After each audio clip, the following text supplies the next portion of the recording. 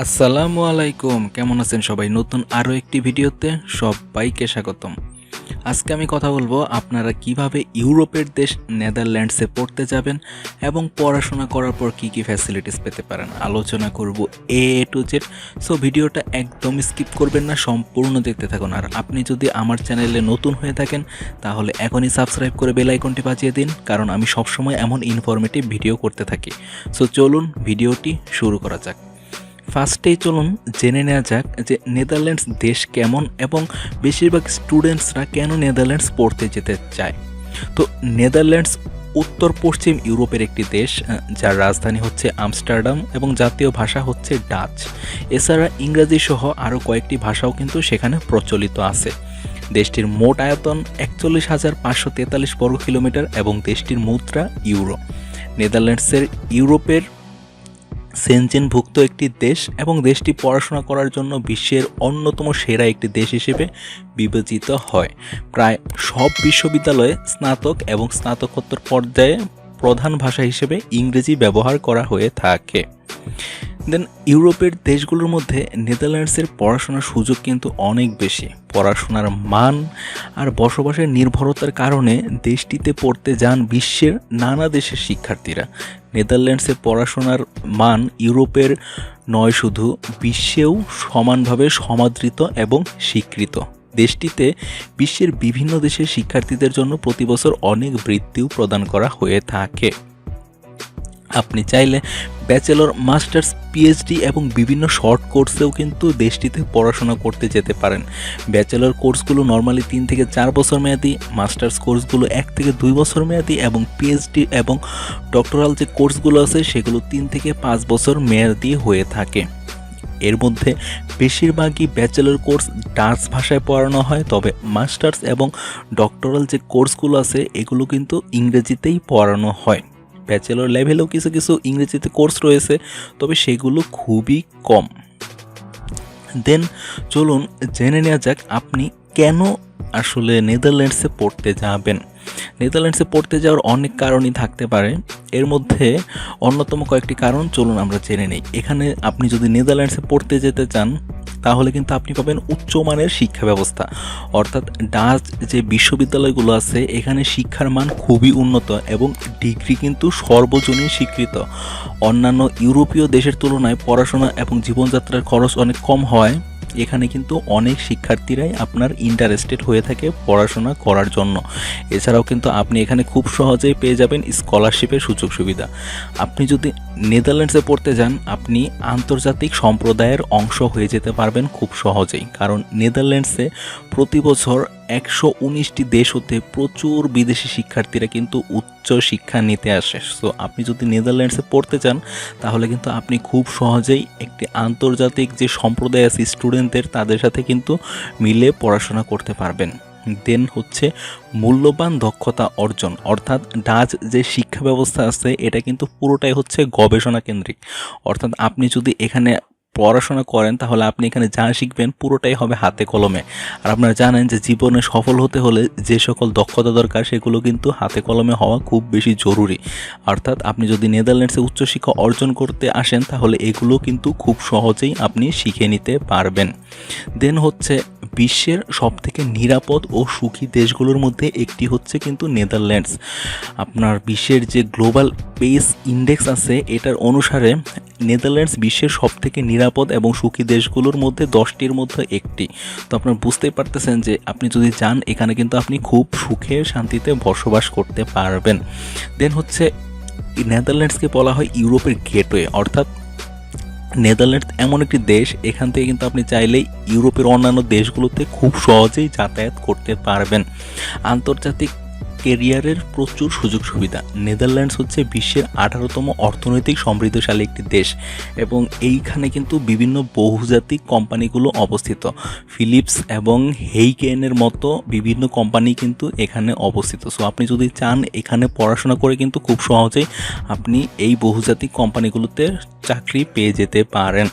পড়াশোনা শেষে আপনি চাইলে নেদারল্যান্ডসে কিন্তু খুব ভালো মানের একটা কেরিয়ার দাঁড় করিয়ে ফেলতে পারবেন খুব সহজেই। সেজন্য কিন্তু বিশ্বের অনেক দেশের স্টুডেন্টসরাই কিন্তু ইন্টারেস্টেড হয়ে থাকে নেদারল্যান্ডসে পড়াশোনা করতে যাওয়ার জন্য।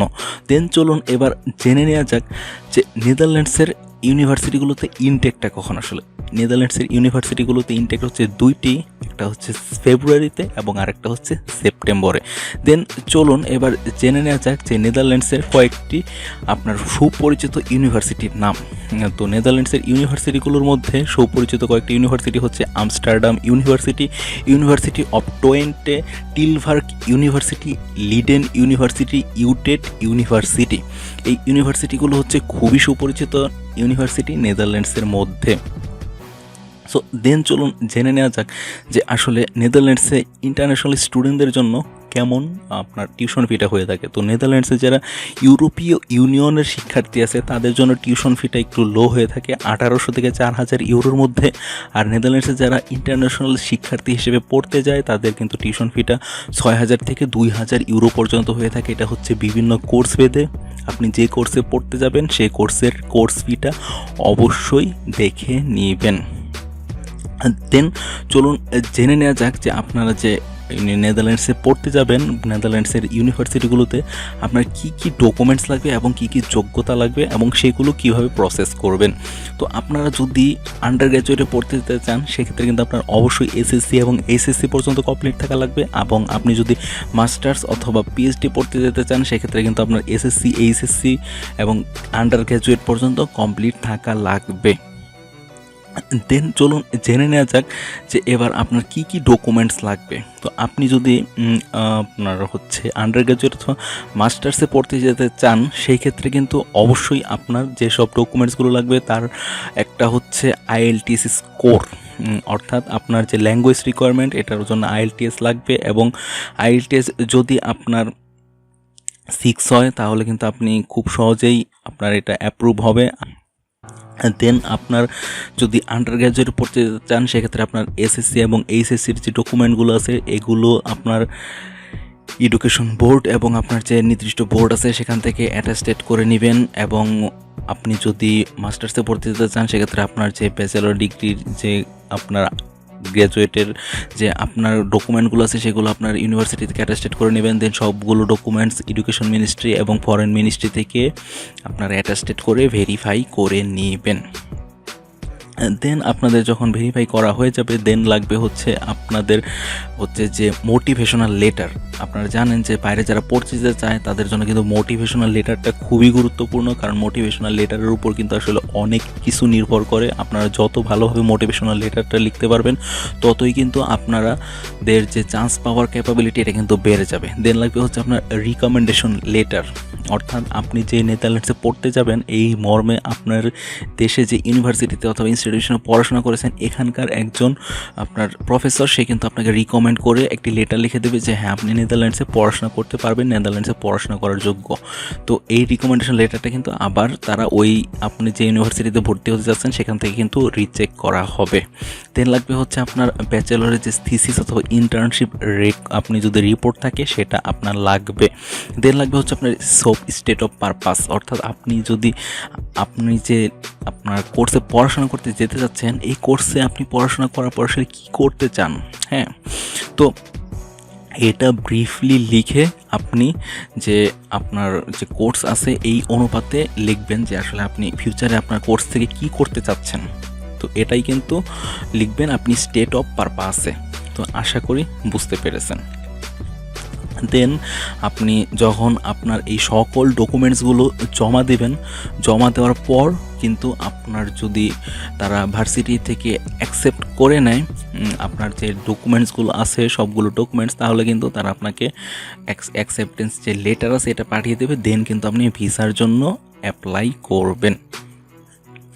তো অ্যাকোমোডেশন এরপরে আপনাদের কিন্তু অনেকের কোশ্চেন থাকে যে আসলে আপনাদের যারা পড়তে যাবেন তাদের আসলে অ্যাকোমোডেশন কেমন লাগতে পারে। হ্যাঁ, তো এটা আপনি যখন ভিসার জন্য অ্যাপ্লাই করবেন তখন অ্যাকোমোডেশনের জন্য আপনি 12 মাসে প্রতি মাসে 880 থেকে 890 ইউরো করে 12 মাসের যে আপনার খরচ আছে এটা কিন্তু আপনি পাঠিয়ে দিবেন। দেন হচ্ছে ইউনিভার্সিটি আপনার পক্ষ থেকেই কিন্তু ইমিগ্রেশন বরাবর অ্যাপ্লাই করবে আপনার ভিসার অ্যাপ্রুভালের জন্য। এজন্য কিন্তু আপনার ইউনিভার্সিটিকে 172 ইউরো সেন্ড করতে হবে এবং সেই ফিসটি ইউনিভার্সিটি আপনাকে দিয়ে অ্যাপ্রুভালটি নিবে এবং এই অ্যাপ্রুভাল পেতে আপনার 20 থেকে 25 দিনের মতো কার্যদিবস সময় লাগবে। আপনি যখন অ্যাপ্রুভাল পেয়ে যাবার পর আপনি বাংলাদেশ এম্বাসিতে গিয়ে আপনার যে পাসপোর্ট আছে, পাসপোর্ট, আপনার ভিসা অ্যাপ্লিকেশনের ফর্ম, আপনার ছবি এবং ইউনিভার্সিটির অ্যাকসেপ্টেন্স লেটার এবং ব্যাংক স্টেটমেন্ট, এবং আপনি যদি বিবাহিত হয়ে থাকেন তাহলে আপনার ম্যারেজ সার্টিফিকেট, আপনার পুলিশ ক্লিয়ারেন্স সার্টিফিকেট, আপনার ট্রাভেল হেলথ ইন্স্যুরেন্স, এগুলো দিয়ে আপনি ভিসার জন্য অ্যাপ্লাই করবেন। এবং এর কয়েকদিনের মধ্যে আপনি অ্যাপ্লাই করার বেশ কয়েকদিনের মধ্যে কিন্তু আপনি ভিসা অ্যাপ্রুভালটা পেয়ে যাবেন। আশা করি বুঝতে পেরেছেন। দেন চলুন এবার জেনে নেওয়া যাক যে আসলে আপনাদের কয়েকটি কোশ্চেন থাকে যে আসলে আমরা পার্ট টাইম জব পাবো কি না, আমরা লিভিং কস্টটা কেমন, এবং আমরা PR পাবো কি না। হ্যাঁ, তো চলুন এবার জেনে নেওয়া যাক যে আপনারা পার্ট টাইম জব করতে পারবেন কি না।